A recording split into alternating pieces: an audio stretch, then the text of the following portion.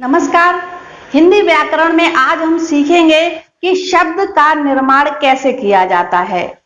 वर्ण विचार में हमने देखा था कि वर्णों का निर्माण कैसे किया जाता है, जैसे कि संयुक्त वर्ण और आगत वर्ण।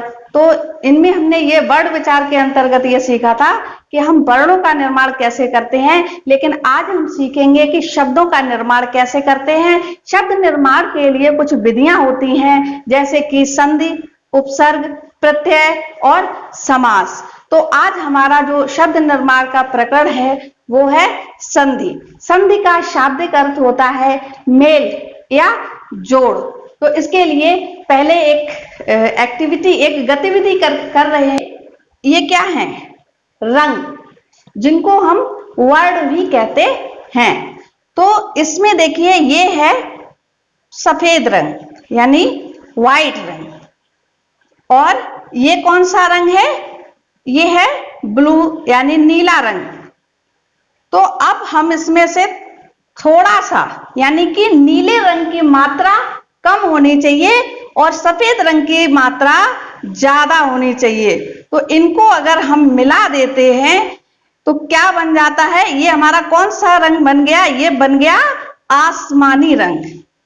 तो हमने दो रंगों को मिला दिया, नीला रंग और सफेद रंग।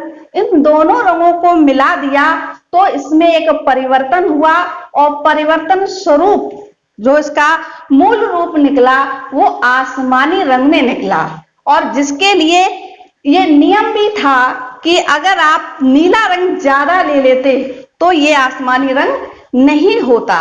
सफेद रंग ज्यादा लिया और नीले रंग की मात्रा बहुत कम ली, तो इसमें इस नियम के उपरांत जो परिवर्तन निकल के आया यही है संधि।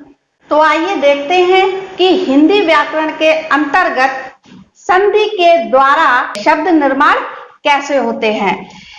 एक शब्द लेते हैं समय और प्लस यानी जोड़, जैसा कि संधि का शाब्दिक अर्थ है जोड़। तो हमने यहाँ पर जोड़ का निशान लगाया क्योंकि हमको क्या करना है? जोड़ना है। दो शब्दों को जोड़कर एक शब्द निर्माण करना है। अब इन दो शब्दों में क्या जोड़ा जाएगा, ये देखिए क्या नियम है संधि के। तो इसमें ये है प्रथम शब्द, इसको बोलते हैं प्रथम शब्द, और इसको पद भी बोलते हैं। इसको आप प्रथम पद भी बोल सकते हो। और ये है दूसरा शब्द या पद। तो नियम देखिए कि प्रथम शब्द का अंतिम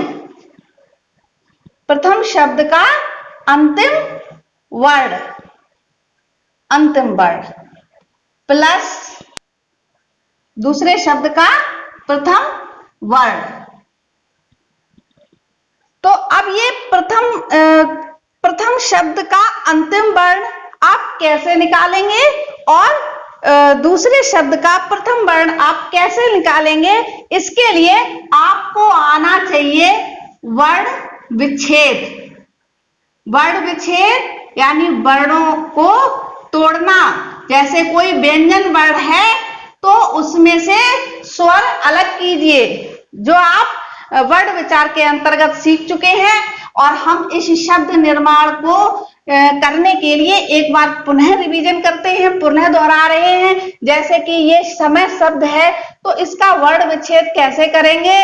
स अ प्लस म प्लस आ प्लस या प्लस आ। तो ये सा, मा और या ये व्यंजन है, और प्रत्येक व्यंजन में स्वर होते हैं। अगर किसी व्यंजन में पहले से ही ये हलंत लगा हुआ है तो उसमें स्वर नहीं होगा, वो आधा वर्ण कहलाता है। क्योंकि यहाँ पर स, म, य ये तीनों ही व्यंजन वर्ण पूर्ण है, अर्थात इन तीनों में स्वर भी हैं। तो जब इनका हमने वर्ण विच्छेद किया तो अंतिम वर्ण इसमें क्या निकल के आया? आ। तो आ प्लस, अब ऐसे ही अभाव शब्द जो लिखा हुआ है, जब इसका वर्ण विच्छेद करेंगे तो पहला शब्द क्या है? आ, वह प्लस आ प्लस व प्लस आ। तो जैसा कि इसका नियम दिख रहा है कि दूसरा शब्द या दूसरे पद का प्रथम वर्ण, तो ये हो गया आपका प्रथम वर्ण, और ये अंतिम वर्ण इसका कौन सा हुआ? ये। इस तरह से ये अ प्लस आ मिलके क्या बन गया? बड़ा आ। अब इस तरह से समय का अंतिम वर्ण आ और अभाव शब्द का प्रथम वर्ण आ, ये दोनों वर्ण मिलकर बनता है बड़ा आ। जो इन दोनों वर्णों के मिलने से क्या हुआ कि इन वर्णों में विकार यानी परिवर्तन हुआ, और इस तरह से अब एक नया शब्द का निर्माण हुआ, समया भाव। तो यही है संधि। संधि के बाद अब हम सीखेंगे कि संधि विच्छेद किसे कहते हैं। तो संधि का अर्थ होता है मेल, और जबकि विच्छेद का अर्थ होता है अलग होना, यानी दो वर्णों के मेल से बने हुए नए शब्द को पुनः फिर से पहली वाली स्थिति में लाना ही संधि विच्छेद कहलाता है। जैसे यहाँ पर एक शब्द लिखा हुआ है चंद्रोदय, ये संधि के माध्यम से ये दो शब्दों से बना हुआ एक शब्द है चंद्रोदय, और जब इसका संधि विच्छेद करेंगे तो किस तरह से करेंगे? चंद्र धन उदय, चंद्र धन उदय। तो ये है, ये दो शब्द हैं, ये इसकी पहले की स्थिति है, और संधि के माध्यम से ये नया वर्ण बना था चंद्रोदय। ऐसे ही सूर्यास्त, तो इसमें सूर्य प्लस अस्त, तो ये है इसकी पूर्व की स्थिति। ऐसे ही पुस्तकालय, तो पुस्तक धन आलय। संधि प्रकरण के अंतर्गत हम ये सीखेंगे कि दो पद या दो शब्दों के वर्णों को किस तरह से किन नियमों के माध्यम से मिलाकर एक नया शब्द का निर्माण होगा, और संधि और संधि विच्छेद ये दो इसमें प्रकरण रहेंगे, और इनको हम अपनी अलग अलग संधि के जो प्रकार सीखेंगे तो उनमें अभ्यास के दौरान सीखेंगे। संधि के भेद या प्रकार, तो संधि के भेद या प्रकार ये वर्णों के भेद या प्रकार पर निर्भर करता है। जैसे कि हमारे जो हिंदी के वर्ण हैं वो मुख्य रूप से 3 प्रकार के होते हैं, स्वर, व्यंजन और अयोगवाह। अयोगवाह के अंतर्गत विसर्ग वर्ण भी आते हैं। तो इसी आधार पर हिंदी संधि के जो भेद हैं वो भी 3 भागों में बांटे गए हैं। स्वर संधि, दो स्वरों के मेल से होने वाले परिवर्तन को स्वर संधि कहते हैं। जैसे रेखा प्लस अंकित, तो रेखा का अंतिम वर्ण, रेखा का इधर मैंने वर्ण विच्छेद भी कर दिया है, तो रेखा का अंतिम वर्ण क्या निकल के आया? आ, यानी बड़ा। और अंकित का प्रथम वर्ण क्या निकल के आया? अ। तो बड़ा और छोटा दोनों का जब मेल हो गया तो जो विकार उत्पन्न हुआ, विकार यानी कि परिवर्तन, विकार को क्या कहते हैं? परिवर्तन। जो उत्पन्न हुआ वो क्या किसमें हो गया? बड़े आ में। तो इसके परिणाम स्वरूप जो शब्द बनेगा, जो इसका मूल रूप बन के आया, वो क्या बन के आया? रेखांकित। तो इसी तरह से दूसरा शब्द है सूर्य धन अस्त। तो जब सूर्य का अंतिम वर्ण जो है वो भी क्या है? अ। सूर्य का अंतिम वर्ण है अ और अस्त का प्रथम वर्ण है आ। इन दोनों के मेल से जो विकार उत्पन्न हुआ वो किसमें हुआ? बड़े आ में। तो इस तरह से जब इनको जोड़ा जाएगा तो इस शब्द बनेगा जाके क्या, सूर्यास्त।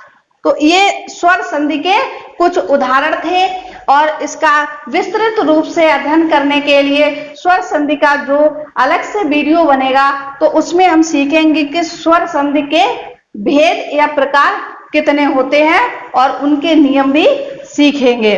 यहाँ पर हम संक्षिप्त रूप में थोड़ा सा परिचय दे रहे हैं संधि के भेद या प्रकार का। व्यंजन संधि के अंतर्गत व्यंजन का व्यंजन से या स्वर का स्वर से मेल होने पर जो परिवर्तन होता है उसे व्यंजन संधि कहते हैं। जैसे सम धन कल्प, तो इनका म और क इनका जब योग होगा, मेल होगा, तो ये अंग की मात्रा में या अंग के वर्ण में परिवर्तित हो जाता है। इस तरह से ये नया शब्द बन के आता है संकल्प। ऐसे ही जगत धन ईश, तो इसका जगत का ता और ईश का ई ये स्वर है। यहाँ पर ये देखिए माँ और का ये दोनों व्यंजन है और यहाँ पर ता और ई ये क्या है, ये स्वर है। तो इनके मेल से जो परिवर्तन हुआ, परिवर्तन में आप देख सकते हैं ये शब्द निर्माण हुआ जगदीश। इसमें एक नया शब्द निकल के आया दा। अब वो कैसे निकल के आया तो इसके कुछ नियम हैं, जब हम व्यंजन संधि का वीडियो देखेंगे तो उसमें ये सीखेंगे। तो इसके बाद अब देखते हैं तीसरा विसर्ग संधि।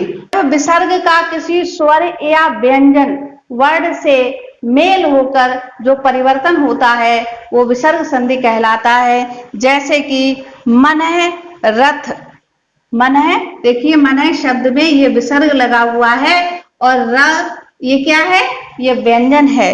तो इनका मेल होने से इस पर ओ की मात्रा लग गई, यानी एक नया शब्द निर्माण हुआ क्या, मनोरथ।